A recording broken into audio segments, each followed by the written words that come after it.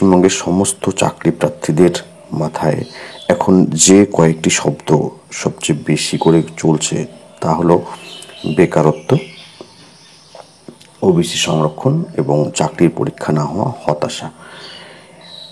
এই বিষয়গুলোই যখন মাথার মধ্যে চলছে, ঠিক সেরকমই একটি মুহূর্তে ওবিসির বিষয়টি রয়েছে। এবং গতকাল 2 জুন রাজ্য মন্ত্রিসভার একটা গুরুত্বপূর্ণ বৈঠক ছিল এবং সেখানে ওবিসি বিষয় নিয়ে একটা সিদ্ধান্ত হতে চলেছে। সেটা একটা ড্রাফট প্রকাশ হয়েছে এবং আগামী 9 জুন সেটা বিধানসভায় পেশ করা হবে এবং সেটা যদি বিধানসভায় সংখ্যাগরিষ্ঠতা অর্জন করে তাহলে সেক্ষেত্রে সেটা ফাইনালি আইনে পরিণত হবে। এখন কি রয়েছে ওবিসি সংক্রান্ত এই বিষয়টা যদি আমরা দেখি, তাহলে প্রথমেই আমরা দেখব যে বিগত কয়েক মাস ধরে পশ্চিমবঙ্গের সমস্ত চাকরির পরীক্ষাগুলো থেমে রয়েছে। কোথাও লিখিত পরীক্ষা হচ্ছে না, কোথাও লিখিত পরীক্ষা হয়ে রেজাল্ট প্রকাশ হচ্ছে না, অথবা কোথাও ইন্টারভিউ হয়ে তার ফাইনাল মেরিট লিস্ট প্রকাশ হচ্ছে না। এই সমস্ত বিষয়গুলোর জট খুলতে চলেছে বলে আশা করা হচ্ছে, কারণ রাজ্য সরকার ইতিমধ্যে কলকাতা হাইকোর্টের ডিভিশন বেঞ্চের যে রায় ছিল সেটা মেনে নিয়েছে। ফলে আগামী জুলাই মাসে সুপ্রিম কোর্টে যে শুনানি রয়েছে সর্বোচ্চ আদালতে, সেটাতেও যে পজিটিভ একটা নিউজ আসবে আমরা সেটা কিন্তু আশা করতেই পারি। এবার গতকাল যে বিষয়টা হয়েছে সেটা কি, সেটা একটু জানার চেষ্টা করি। ইতিপূর্বে ওবিসি এ এবং ওবিসি বি এই দুটো ক্যাটাগরির জন্য 10% এবং 7% আলাদা আলাদা করে ভাগ করে 17% ছিল। এবার হয়তো আর ওবিসি এ বি থাকবে না, এবার সকলেই ওবিসি থাকবে এবং এখানে টোটাল হচ্ছে 17% থাকছে বা থাকবে। এবং কারা কারা এই নতুন ওবিসি তালিকায় থাকবে সে বিষয় নিয়েও আলোচনা করছি। যেটা খবরে প্রকাশ হয়েছে এই মুহূর্তে সেটা দেখি। হেডলাইন রয়েছে, সংশোধিত ওবিসি তালিকার খসড়া অনুমোদন করল রাজ্য মন্ত্রিসভা, 140টি জনগোষ্ঠীকে শংসাপত্র দেওয়ার সিদ্ধান্ত, অর্থাৎ তারা সার্টিফিকেট পাবে। এই যে 2010 সালের পরে সমস্ত সার্টিফিকেট বাতিল বলে যে বিষয়টি ইতিপূর্বে আমরা জানতে পেরেছি, সেখানে কিন্তু একটা পরিবর্তন আমরা দেখতে পারবো। সোমবার মন্ত্রিসভার বৈঠকে অনগ্রসর কল্যাণ দপ্তরের তরফে একটি সংশোধিত অর্থাৎ আপডেটেড তালিকা পেশ করা হলে তাতে সিলমোহর দেন মুখ্যমন্ত্রী। তালিকা অনুযায়ী আইনি জটিলতা দূর করতে আগে থাকা 66টি জাতির সংখ্যা কমিয়ে 64 করা হয়েছে। তো 66টির জায়গায় 64 করা হয়েছে এবং নতুন করে 76টি জাতি সংযোজিত হয়েছে। তো এখানে শুধুমাত্র যে মুসলিম কমিউনিটি থেকে ওবিসিতে সংযোজিত হয়েছে তা নয়, আমরা দেখেছি ইতিপূর্বে যে কায়স্থ বা অন্যান্য আরও বেশ কিছু সম্প্রদায় রয়েছে, তারাও কিন্তু ওবিসিতে নতুন করে জায়গা পাচ্ছে। আচ্ছা, বিস্তারিত নিউজ কি রয়েছে, এবং যখন পুরো লিস্টটা প্রকাশ হবে 9 জুন বা তার পরবর্তীতে, তখন কিন্তু সমস্ত বিষয়টা ক্লিয়ার হয়ে যাবে। আর দীর্ঘদিন ধরে থেমে থাকা এই পরীক্ষা পদ্ধতি বা যা রিক্রুটমেন্ট প্রসেস রয়েছে সেগুলো এবার গতি পাবে বলেই আশা করা যায়। সেজন্য আমি এটা বলবো যে যারা তোমরা কম্পিটিটিভ এক্সামের জন্য প্রস্তুতি নিচ্ছ এবং যারা আগামী দিনে স্কুল সার্ভিস কমিশনের টিচিং বা নন টিচিং পোস্টের জন্য অ্যাপ্লাই করবে, তারা কিন্তু এবার আর কোনো ওবিসি নিয়ে ভাবনার কোনো বিষয় নেই। তারা কিন্তু নিজের মতো করে এবার পড়াশোনাটা শুরু করো। রাজ্যের ওবিসি সংরক্ষণ নীতি নিয়ে হাইকোর্টের রায় মেনে সংশোধিত তালিকা খসড়া অনুমোদন করল মমতা বন্দ্যোপাধ্যায়ের মন্ত্রিসভা সোমবার, অর্থাৎ গতকালের কথা বলা হয়েছে। মন্ত্রিসভার বৈঠকে অনগ্রসর কল্যাণ দপ্তরের তরফে একটি সংশোধিত তালিকা পেশ করা হলে তাতে সিলমোহর দেন মুখ্যমন্ত্রী। তালিকা অনুযায়ী আইনি জটিলতা দূর করতে আগে থেকে থাকা 66টি জাতির সংখ্যা কমিয়ে 64 করা হয়েছে এবং নতুন করে 76টি জাতি সংযোজিত হয়েছে। ফলে রাজ্যে স্বীকৃত ওবিসি জনগোষ্ঠীর মোট সংখ্যা দাঁড়ালো 140। 140টি জনগোষ্ঠী এখন ওবিসির আওতায় থাকবে। এটা রাজ্য সরকারের যে ড্রাফট হয়েছে সেই অনুযায়ী অবশ্যই এটাতে হাইকোর্ট বা সুপ্রিম কোর্টের যে অনুমোদন সেটারও প্রয়োজন রয়েছে।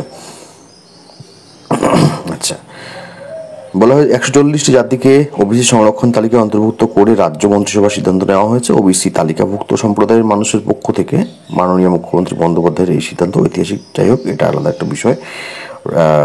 সামনে 2026 সালে ভোট রয়েছে, এটাও আমাদের মাথায় রাখতে হবে। এবং তার আগে এই যে স্কুলের টিচার নিয়োগ, ক্লার্ক নিয়োগ বা অন্যান্য পরীক্ষাগুলো, সেগুলো একটা গতি পাবে বলেই আশা করা যায়। আমরা এর আগেও ওটা লক্ষ্য করেছি যে ভোটের আগে আগে চাকরির পরীক্ষার কিন্তু একটা গতি থাকে। মন্ত্রিসভা ছাড়পত্রের পর 9 জুন থেকে শুরু হতে চলা বিধানসভার অধিবেশনে সংশ্লিষ্ট সংশোধনী পেশ করা হবে। এই সংশোধনী বিধানসভায় পাস হলেই তালিকা আইনি বৈধতা পাবে। তো বিধানসভাতেই হচ্ছে এটা আইনি বৈধতা তৈরি হবে।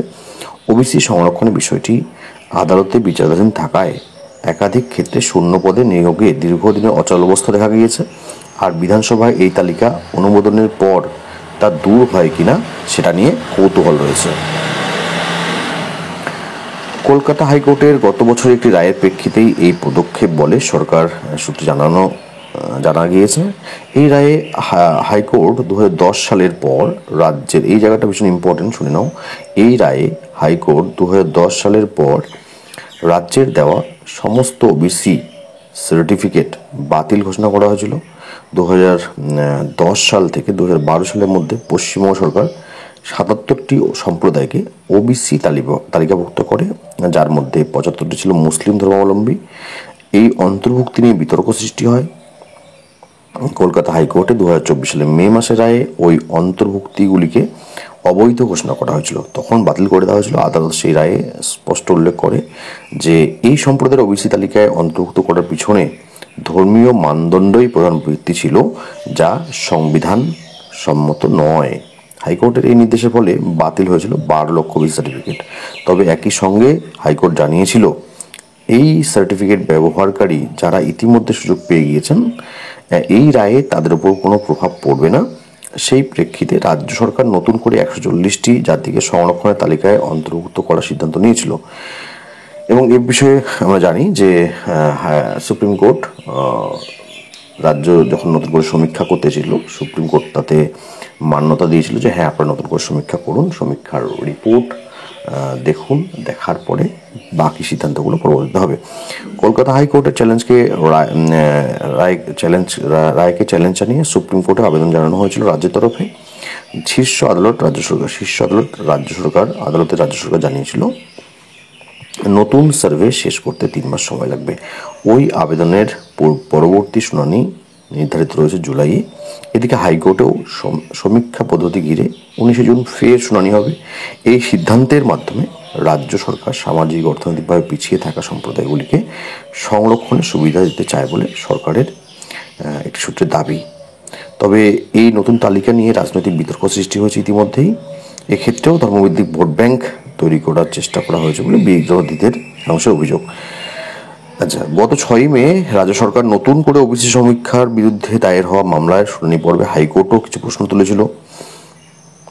বিচারপতি তপব্রত চক্রবর্তী এবং বিচারপতি রাজাশেখর মান্থার ডিভিশন বেঞ্চের প্রশ্ন, কোর্টের নির্দেশে বাতিল হওয়া 117টি জনগোষ্ঠীকে কেন আবার সমীক্ষার গুরুত্ব দেওয়া হলো? নিজেদের ওবিসি বলে দাবি করবেন এমন সম্প্রদায়কে কেন সুযোগ দেওয়া হলো না? নিজেদের ওবিসি বলে দাবি করবেন এমন সম্প্রদায়কে কেন সুযোগ দেওয়া হলো না? কেন ওই সমীক্ষা নিয়ে কেউ জানতে পারলেন না? কেন সমীক্ষার বিজ্ঞাপন রাজ্য সরকার দিল না? হাইকোর্ট তার পর্যবেক্ষণ বলে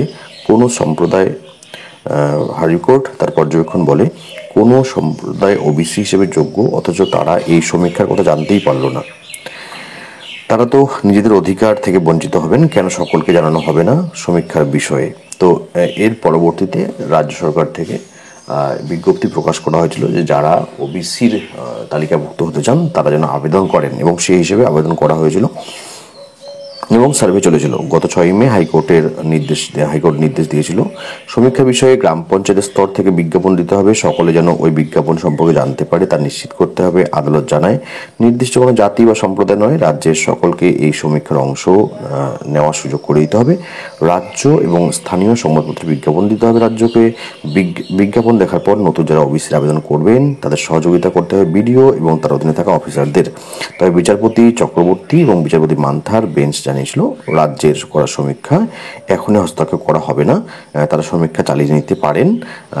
আদালতের ওই নির্দেশ কার্যকর হয়েছে এই মর্মে আগামী 19 জুনের মধ্যে আদালতে হলফনামা দিতে হবে রাজ্য এবং ওবিসি কমিশনকে। তার আগেই সংশোধিত ওবিসি তালিকা অনুমোদন দিল রাজ্য সরকার। তো যে বিষয়টা দাঁড়ালো, একটা কিন্তু আশার আলো দেখা যাচ্ছে এবং হয়তো হয়তো এবার সব কিছু নিয়ম মাফিক হয়েছে বলেই ধরে নিতে হবে। এবং আগামী 9 জুন এটা রাজ্য বিধানসভায় মান্যতা পাবে বলে আশা করা যায়, কারণ সেখানে যেহেতু শাসক দলের সংখ্যাগরিষ্ঠতা রয়েছে। এবং আশা করি যে যদি সব কিছু ঠিকঠাক থাকে তাহলে পরবর্তীতে আমরা হাইকোর্ট এবং সুপ্রিম কোর্ট থেকেও পজিটিভ নিউজ পাবো ওবিসি বিষয়ে এবং এই কেসটা মিটে যাবে। এবং যেটা সব থেকে বড় কথা যে এই যে নিয়োগ প্রক্রিয়া সেটা কিন্তু আবার গতি পাবে। এখন বড় কথা অনেকের প্রশ্ন রয়েছে যে সংরক্ষণটা কতটা দরকারি এখনও, বিভিন্ন কাস্ট ক্যাটাগরি সংরক্ষণ, এসসি এসটি ওবিসি, এত সংরক্ষণ, ইডাব্লিউএস, এক্স সার্ভিসম্যান, এত ধরনের সংরক্ষণ, ফলে যারা প্রকৃত মেধার অধিকারী তারা কি বঞ্চিত হচ্ছেন না? অনেকেরই প্রশ্ন রয়েছে। তোমরাও তোমাদের মতামত অবশ্যই কমেন্ট সেকশনে কমেন্ট করে জানাতে পারো।